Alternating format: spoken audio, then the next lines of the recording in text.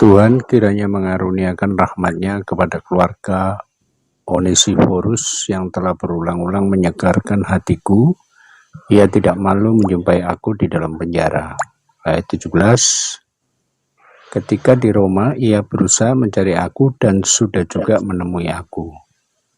18. Kiranya Tuhan menunjukkan rahmat-Nya kepadanya pada harinya. Betapa banyaknya pelayanan yang ia lakukan di Efesus, engkau lebih mengetahuinya daripadaku. Ayat 18, Pak. Ayat 18 adalah harapan Paulus atau doa Paulus terhadap Onesiphorus yang telah meninggal. Karena itu dikatakan bahwa kiranya Allah memberikannya kasih karunia pada harinya. Ini E-nya nyanyi besar, Pak. Jadi hari di mana kita, kalau di dalam Spanyol atau Latin, itu dia pakai tense past tense, Pak. Jadi kita sudah tahu bahwa dia sudah meninggal dalam hal ini. Karena terjemahan Indonesia, terjemahan seolah-olah semuanya present. Jadi harus berhati-hati dengan terjemahan seperti itu. Jadi kalau seandainya ini juga harapan Paulus terhadap Onesiphorus yang telah meninggal, akhirnya harus hapus juga. Atau doa untuk orang mati di dalam harapan berdoa untuk orang yang telah meninggal di dalam 1 Yohanes 5 ayat 16-17. 1 Yohanes 5 ayat 16-17. Berarti harus dihapus juga. Karena yang pertama, karena menurut Luther bukan hanya Makabe ya, tetapi seluruh 7 kitab itu bertentangan dengan doktrinnya, maka apa yang harus dia buat? Ya harus hapus. Yang pertama, kenapa dia menolak Tobit? Tadi karena ini bukan soal persoalan itu, tapi sebelum masuk ke dalam penolakan ini, kita harus tahu juga bahwa di dalam kitab suci, Paulus pernah mengatakan ya dalam 2 Timotius 3 ayat 16, dia katakan begini, kitab-kitab itu penting untuk memberi tata. Referensinya Paulus, kita baca dulu. Teman-teman Katolik di sini tidak ada kitab suci kan? Tolong 2 Timotius 3 ayat 16. Di luar. Ayat 36. Tolong Mila. Ya. Oke, kalau saya cari di sini. Ya, oke. 2 Timotius 3:16. Seluruh kitab suci diilhamkan oleh Allah dan berguna untuk mengajar tata. Referensi Paulus ini adalah kepada kanon Alexandria. Karena pada saat itu belum ada kitab suci, perjanjian baru. Artinya, kanon Alexandria yang dibuat 2 abad sebelum kelahiran Yesus di Alexandria, Mesir, mencangkup 46 kitab suci perjanjian lama, Protokanonik 39 dan Deuterokanonik 7. Para rasul, Yesus dan para rasul dan gereja perdana menggunakan kitab kanon Alexandria ini, dan itu tidak bermasalah. Sampai kepada Jamnia tahun 90, sekolah Jamnia, setelah kehancuran Yerusalem dan Bait Allah tahun 70 Masehi, Yesus sudah menubuatkan itu dan tidak ada satu batu pun berdiri di atasmu, Yerusalem. Maka pelarian dari kehancuran Yerusalem ini berkumpul ahli-ahli Taurat dan beberapa orang Israel dan mendirikan sekolah Jamnia. Dan tahun 90, tahun yang sama ketika Yohanes menuliskan Wahyu, mereka menghapuskan Deuterokanonik dari kitab suci perjanjian lama. Jadi pertanyaan saya untuk Hope, engkau tahu bahwa bukan Katolik yang menambahkan Deuterokanonik, bukan Kristen Protestan mulai dari Luther yang menamakan apokrif, melainkan orang Yahudi yang menghilangkan Deuterokanonik. Hope tahu itu atau tidak? Belum, Romo. Oke. Alasan mendasar bukan karena ditulis dalam bahasa Yunani. Karena apa? Karena ini juga menjadi alasan dari Martin Luther yang menolak Deuterokanonik karena ditulis dalam bahasa Yunani. Alasan ini dihancurkan, direfutasi pada penemuan Qumran, komunitas Qumran 1947, bahwa Deuterokanonik itu kecuali 2 Makabe dan apa yang ditulis dalam bahasa Yunani, melainkan yang lain semua ditulis dalam bahasa Aram dan dalam bahasa Ibrani. Kalau seandainya sudah ada penemuan Qumran bahwa Deuterokanonik sebelum diterjemahkan ke dalam bahasa Yunani ditulis di dalam bahasa Aram dan bahasa Ibrani, dengan sendirinya runtuh. Kenapa Protestantisme kalau pakai alasan Luther punya bahwa mereka kitab-kitab itu ditulis dalam bahasa Yunani tidak diterima? Dan kenapa ketika penemuan Qumran 1947 mengatakan bahwa ditulis dalam bahasa Ibrani dan Aram, kenapa Protestantisme meneruskan penolakan itu? Oke, supaya kita tahu bahwa ketika Martin Luther memasangnya sebagai Deuterokanonik, kita hitung saja dari tahun 1517 dan dihilangkan secara lengkap itu oleh Asosiasi Biblis Londres, Inggris, tahun 1825. Berarti ada 300 tahun lebih Protestantisme masih menggunakan Deuterokanonik sebagai apokrif. Apa Hope tahu itu? Belum, Romo. Jadi selama 307 tahun itu masih digunakan walaupun sebagai apokrif. Hanya pada tahun 1825 benar-benar dihilangkan setelah 300 tahun ya, skisma atau yang kita namakan revolusi Luther. Oke, sekarang kita kembali kepada penjelasan kenapa Luther menolak atau Protestantisme menolak dalam pengertian itu. Walaupun Yesus menggunakan Deuterokanonik, walaupun para rasul menggunakan Deuterokanonik, walaupun gereja menggunakan Deuterokanonik, kenapa alasan utama sebelum Kristen Protestan menolak Deuterokanonik adalah alasan kenapa orang Yahudi menolak Deuterokanonik. Kalau alasan utama bukan karena dia ditulis dalam bahasa Yunani, melainkan alasan itu ada di Kebijaksanaan Salomo, minta maaf, baru serak-serak ini baru bangun tidur sedikit. Kebijaksanaan Salomo bab 2. Teman-teman tidak ada kitab situ di situ, berarti harus buka di sini dari 12 sampai dengan 20. Oke, Pak Hope, ini alasan mendasar orang Yahudi menolak Deuterokanonik karena ada kebijaksanaan Salomo. Di Kebijaksanaan Salomo 2:12 selanjutnya ini kita akan menemukan bahwa siapa yang membunuh Yesus. Kalau seandainya orang Yahudi menerima kebijaksanaan Salomo, artinya Deuterokanonik, mereka harus mengaku yang pertama Yesus anak Allah, yang kedua mereka harus mengakui mereka membunuh Mesias atau anak Allah itu. Mari kita baca sama-sama. Kebijaksanaan Salomo 2:12 selanjutnya.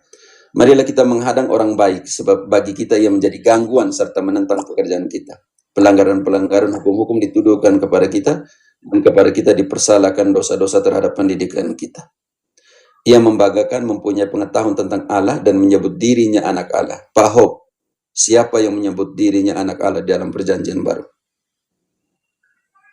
Ya, Yesus. Oke. Bagi kita ia merupakan celaan dan gangguan atas kita. Hanya melihat saja sudah berat rasanya bagi kita. Sebab hidupnya sungguh berlainan dari kehidupan orang lain, dan lain dari lainnya langkah lakunya. Kita dianggap olehnya sebagai orang yang tidak sejati, dan langkah lakunya dijauhi oleh orang najis. Ini ketika Yesus di dalam pencelaan kepada orang Farisi dan orang ahli Taurat, celakalah kalian dalam Matius 23 ya. Akhir orang benar dipujinya bahagia, sabda bahagia, Matius 5. Dan ia bermegah-megah bahwa Bapaknya ialah Allah. Coba kita lihat apakah perkataannya benar dan ujilah apa yang terjadi waktu ia berpulang ketika ia mati, nanti kita uji di situ dan semuanya. Jika orang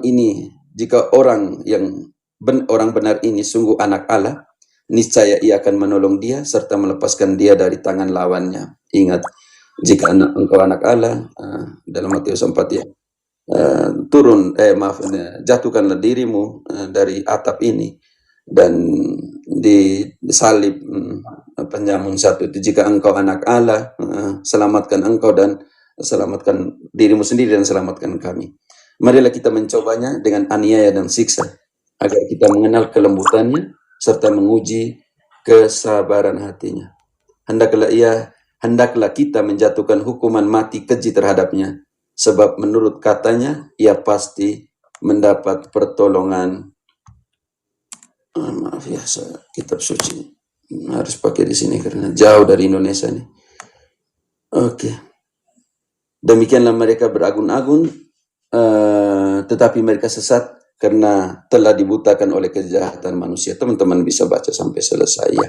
Tetapi kebijaksanaan 2 ini, ayat 12 selanjutnya ini mengatakan bahwa Pak Hope, siapa yang membunuh Yesus?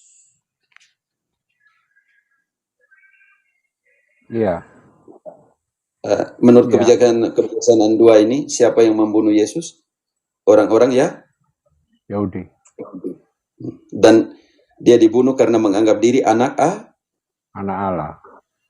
Oke, inilah alasan paling mendasar di mana orang Yahudi menolak Deuterokanonik. Mereka tidak menolak 2 Makabe dan semuanya. Kenapa? Karena satu-satunya yang kalau kita baca Injil, pentabisan bait Allah yang baru dalam pengertian setelah pembuangan Babel itu ada di Makabe dan itu ada di Injil. Satu-satunya informasi tentang itu ada di sini. Jadi ada 351 kutipan di dalam perjanjian baru diambil dari kanon Alexandria. Jadi tidak benar bahwa orang Katolik menambahkan Deuterokanonik. Deuterokanonik dipunyai oleh kanon Alexandria, kanonnya orang Yahudi. Hanya orang Yahudi di dalam sekolah Jamnia atau kanon Palestina atau kanon Jamnia tahun 90 menolak Deuterokanonik dengan alasan apa? Dengan alasan bahwa itu ditulis dalam bahasa Yunani. Itu alasan yang dibuat. Alasan yang sesungguhnya adalah alasan di mana kebijaksanaan 2 ini mengatakan bahwa Yesus dibunuh karena mengakui diri anak Allah, dan yang membunuh itu adalah orang Yahudi. Karena mereka, kalau mereka terima Deuterokanonik, akhirnya terima kebijaksanaan, maka mereka harus mengakui bahwa Yesus adalah anak Allah, dan mereka yang membunuh anak Allah itu.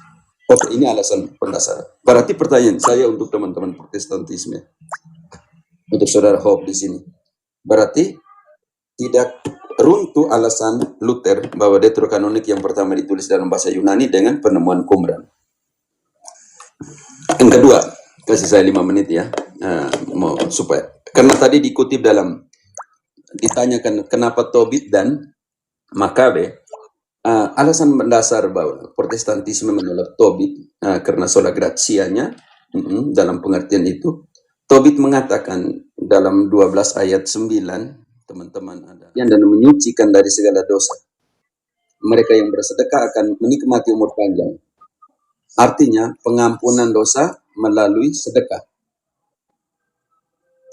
Dan ini juga dikutip oleh 1 Petrus 4 ayat 8, Pak Hope.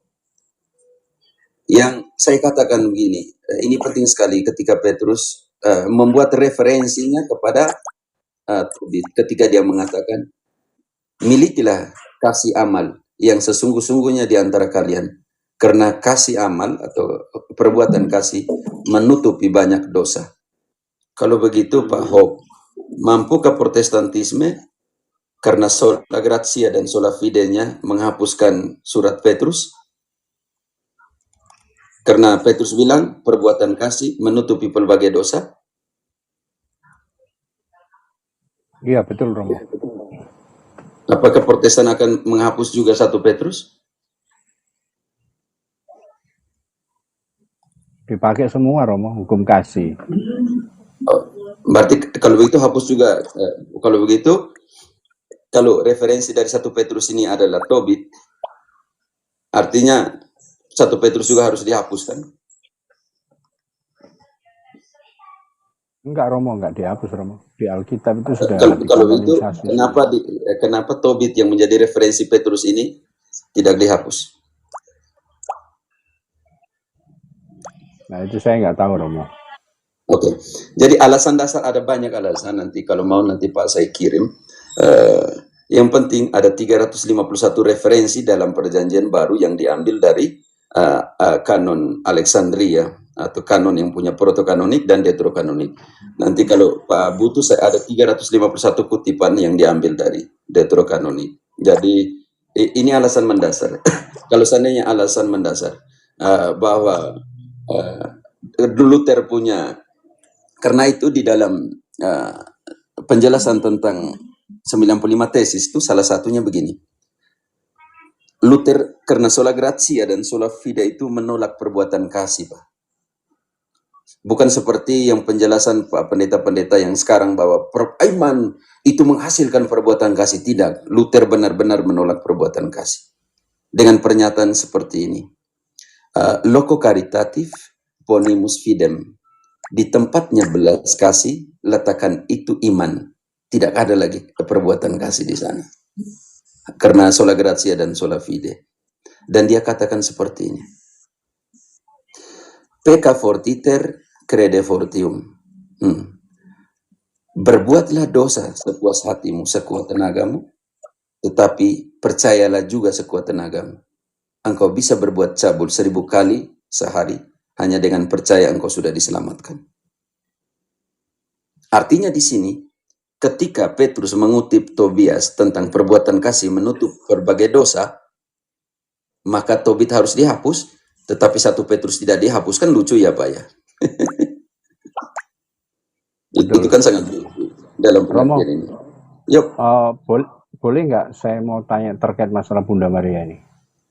Tidak, tema deuterokanonik sudah atau belum dulu? Sebentar baru masuk, supaya jangan buat loncatan. Sudah penjelasannya tadi Romo sudah bagus. Sudah jelaskan. Oke. Jadi ketika mantap. Protestantisme selama 308 tahun masih menggunakan sebagai apokrif, tetapi ketika 1825 itu benar-benar dihilangkan.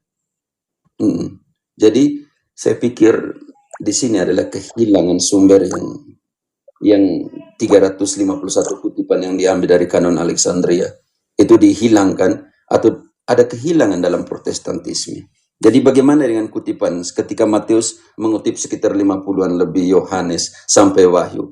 Hanya yang tidak mengutip itu hanya 2, Titus dan Filipi. Jadi Protestantisme hanya pakai Titus dan Filipi kalau begitu.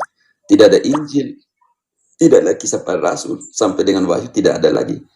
Kalau konsisten menolak deuterokanonik, harus menolak semua kitab surat dan kitab Wahyu yang mengutip deuterokanonik. Jadi Protestantisme hanya pakai Titus dan pakai Filipi kalau itu ya Pak ya.